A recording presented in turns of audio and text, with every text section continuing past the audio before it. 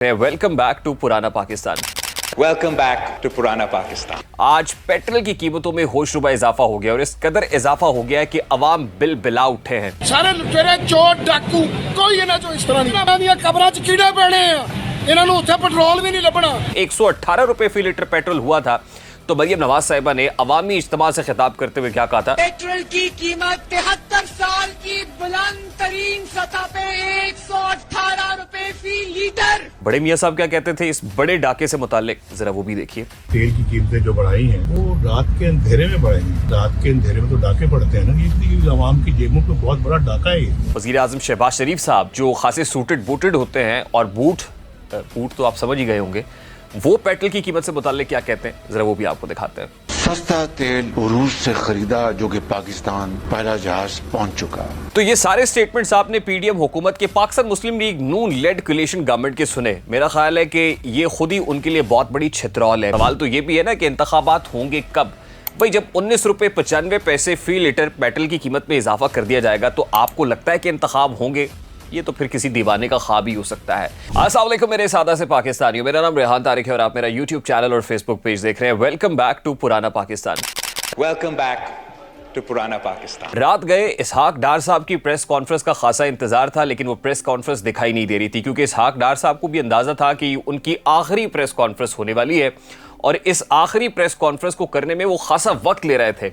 जरा ये बता रहे हैं कि 2 बजे तक कंसल्टेशन होती रही, मुशावरत होती रही, पानी पी पी कर बैठकें होती रही, गुफ्तगू शदीद होती रही और उसके अंदर ये कोशिश की गई कि किसी ना किसी तरीके से सांप भी मर जाए और लाठी भी ना टूटे। लेकिन क्या कीजिए कि ना तो सांप मर रहा है और लाठी है कि बार बार टूटे चली जा रही है और ये लाठी बरस रही है अवाम के ऊपर। अवाम के ऊपर इतनी कारी ज़रब लगाई जा रही है कि बार बार लाठी टूटती है तो एक बार फिर से नई लाठी निकाल दी जाती है। अभी गुज़श्ता हमने बिजली के नरखों में होशरुबा इजाफे की खबर को रिपोर्ट किया। आज पेट्रोल की कीमतों में होशरुबा इजाफा हो गया और इस कदर इजाफा हो गया है कि अवाम बिल बिला उठे हैं। अवाम क्या कह रहे हैं, जरा उसकी एक झलक सबसे पहले आपके सामने रखता है। सारे लुटेरे चोर डाकू कोई इन्हां चों इस तरह नहीं कबरां च कीड़े पैणे आ इन्हां नूं उत्थे पेट्रोल भी नहीं लभना। तो ये तो है अवामी गैज़ो गज़ब जो पीडीएम हुकूमत के ऊपर गिर रहा है और जाहिर है जब इंतखाबात होंगे तो पीडीएम हुकूमत को ये फेस भी करना पड़ेगा, यानी they will have to face the music. लेकिन सवाल तो ये भी है ना कि इंतखाबात होंगे कब? भाई जब 19 रुपए 95 पैसे फी लीटर पेट्रोल की कीमत में इजाफा कर दिया जाएगा तो आपको लगता है कि इंतखाब होंगे? ये तो फिर किसी दीवाने का ख्वाब ही हो सकता है। मैं सबसे पहले जरा स्टेटमेंट्स आपको दिखाऊंगा, मैं इसकी पॉलिटिकल डायमेंशंस की तरफ आज के व्लॉग में बात करूंगा। इंतखाबात से ये मामला जरूर जुड़ा हुआ है, आने वाले जो सियासी मंजरनामे का अहवाल ये भी बता रहा है। लेकिन उससे पहले मैं जरा दिखाना चाहता हूं कि मरियम बीबी क्या कहती थी कि किस तरह 73 साल की बुलंद तरीन सतह के ऊपर पेट्रोल की कीमत पहुंच गई। सिर्फ 118 रुपए फी लीटर पेट्रोल हुआ था तो मरियम नवाज साहिबा ने अवामी इज्तिमा से खिताब करते हुए क्या कहा था, जरा सुनिए। पेट्रोल की कीमत 73 साल की बुलंद तरीन सतह पे 118 रुपए फी लीटर। मरियम नवाज साहिबा की गुफ्तगू आपने सुनी। उनके अब्बा हुजूर भी जब एवन फील्ड अपार्टमेंट्स अपनी रिहाइशगाह के बाहर आते हैं तो मौजूदा यानी वक्त के वजीर खजाना इसहाक डार साहब खड़े होते हैं और वो कहते हैं कि अगर वजीर आजम ने पेट्रोल की कीमत में इजाफा किया है तो उसने बहुत बड़ा डाका डाला है। बड़े मियाँ साहब क्या कहते थे इस बड़े डाके से मुतालिक, जरा वो भी देखिए। तेल की कीमतें जो बढ़ाई हैं वो रात के अंधेरे में बढ़ाई हैं। रात के अंधेरे में तो डाके पड़ते हैं ना, इसलिए आवाम की जेबों पे बहुत बड़ा डाका है ये। फिर ज्यादा दूर ना जाइए बल्कि वक्त का वजीर आजम शहबाज शरीफ साहब जो खासे सूटेड बूटेड होते हैं और बूट तो आप समझ ही गए होंगे, वो पेट्रोल की कीमत से मुताल्लिक क्या कहते हैं, जरा वो भी आपको दिखाते हैं। सस्ता तेल रूस से खरीदा जो कि पाकिस्तान पहला जहाज पहुंच चुका। और इसके बाद जनाब मुसद्दिक मलिक साहब रशिया से तेल के कार्गोज आ रहे हैं, पेट्रोल की कीमत में 100 रुपए की कमी वाक़ई हो जाएगी। इस तरह के सुहाने ख्वाब आज भी मिनरल्स और माइंड से मुताल्लिक मुसद्दिक मलिक साहब क्या फरमाते हैं कि बड़ी बड़ी जो गूगल है, यूट्यूब है, फेसबुक है, तमाम कंपनीज को पीछे छोड़ सकते हैं। उनकी जो 6 ट्रिलियन की इकोनॉमी है, 6 ट्रिलियन डॉलर्स की, हम पीछे छोड़ सकते हैं अगर ज़मीन की खुदाई शुरू कर दें।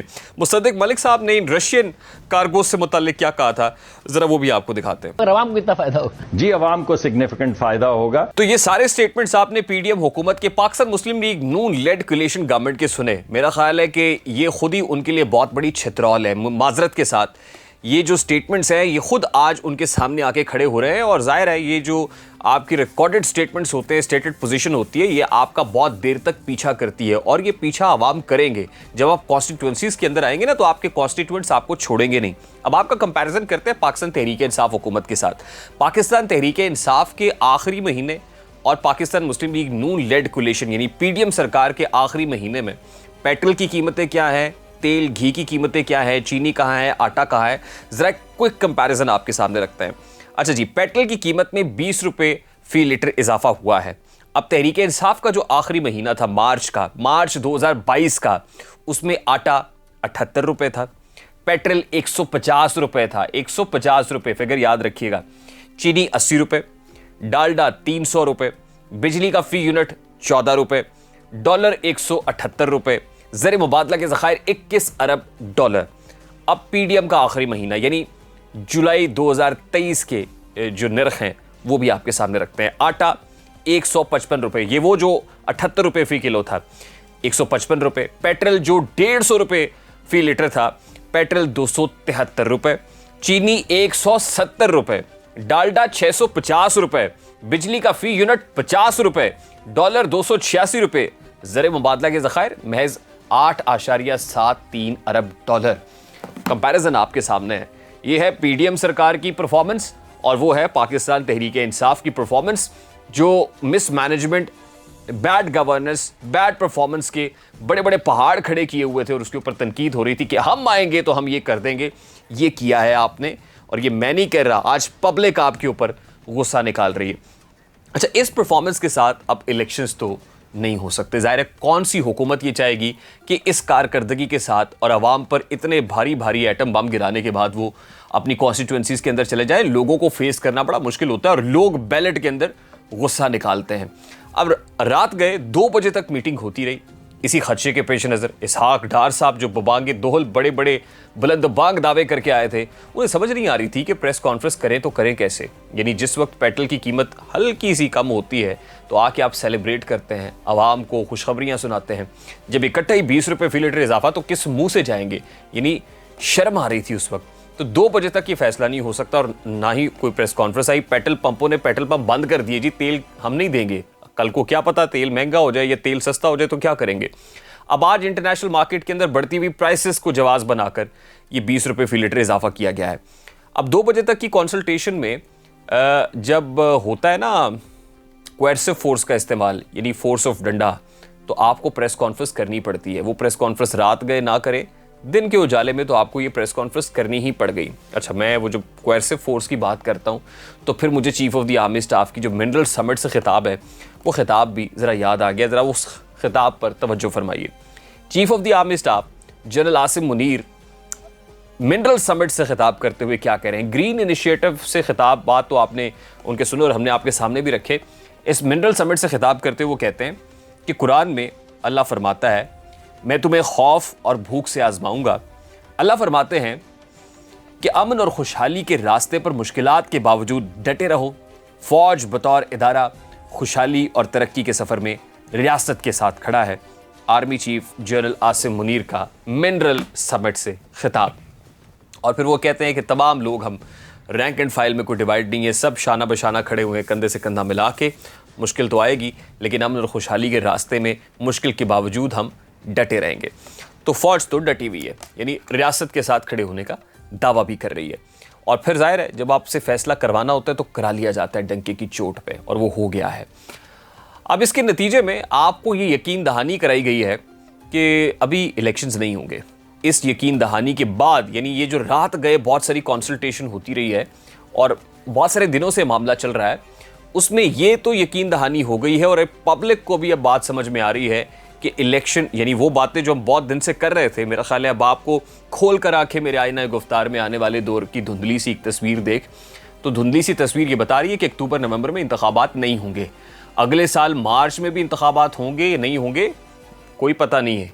ये भी जागते रहियो की आवाज़ लगाने वाले लूटने वालों को होशियार भी कर सकते हैं। तो जागते रहिएगा, अगले साल मार्च में भी इंतखाबात होते हैं नहीं होते कोई पता नहीं। खुद ही मजबूत कर दिया इस हुकूमत ने पार्लियामान के थ्रू केयर टेकर सेटअप के हाथ को, और उसमें जो इलेक्टेड गवर्नमेंट है उसके इख्तियारात भी आपने केयर टेकर गवर्नमेंट को दे दिए हैं। अब केयर टेकर गवर्नमेंट जाने और राम जाने, मैं अब वो नाम तो नहीं लूँगा जो मैं कहना चाह रहा था, लेकिन आप समझ लीजिए, अब केयर टेकर जाने और फिर उसको लाने वाले जाने। इंतखाबात नहीं होंगे, पॉलिटिकल फोर्सेस बाहर बैठ के 12वें खिलाड़ी की तरह देख रही हूँ।